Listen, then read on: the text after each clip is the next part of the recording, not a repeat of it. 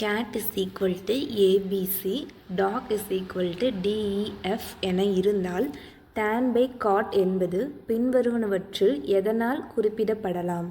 இப்போ இந்த கொஷினில் என்ன கேட்குறாங்க அப்படின்னா cat CAT அப்படிங்கிறதுக்கு ஒரு வேல்யூ ஏபிசின்னு கொடுத்துட்டு டாகுக்கு DEF அப்படின்னு ஒரு வேல்யூ கொடுத்துட்டு tan by cot தான் வந்துட்டு என்ன அப்படின்னு வந்து கேட்குறாங்க.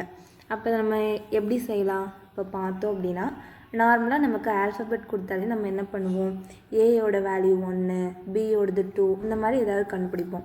ஆனால் இந்த சம்மை பார்த்தோம் அப்படின்னா இப்போ பாருங்கள், கேட்டுக்கு என்ன கொடுத்துட்டாங்க, ஏபிசின்னு கொடுத்துட்டாங்க. அப்போ சிக்கு பதிலாக ஏ கொடுத்துருக்காங்க, ஏக்கு பதிலாக பி அப்படின்னும் டிக்கு பதிலாக சி அப்படின்னு கொடுத்துருக்காங்களா. அடுத்து டாக் பார்த்தீங்க அப்படின்னா டிஓஜி, டிக்கு பதிலாக இங்கே பாருங்கள் டிஎஃப் கொடுத்துருக்காங்களா, அதே டி கொடுத்துருக்காங்க.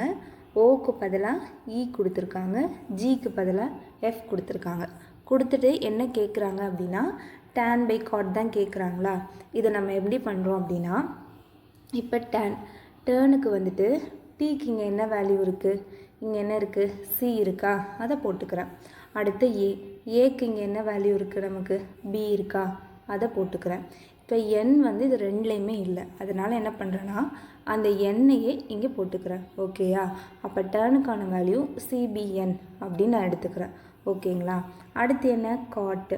இப்போ காட் அப்படின்னு பார்த்தோன்னா இங்கே சிக்கு என்ன வேல்யூ கொடுத்துருக்காங்க, ஏ கொடுத்துருக்காங்க.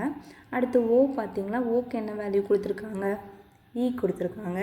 அடுத்து டி பார்த்தீங்க அப்படின்னா சி கொடுத்துருக்காங்களா. அப்போ காட்டுக்கு ஏஇசி நான் எடுத்துக்கிறேன். அப்போ tan by cot தான் கேட்டிருக்காங்களா.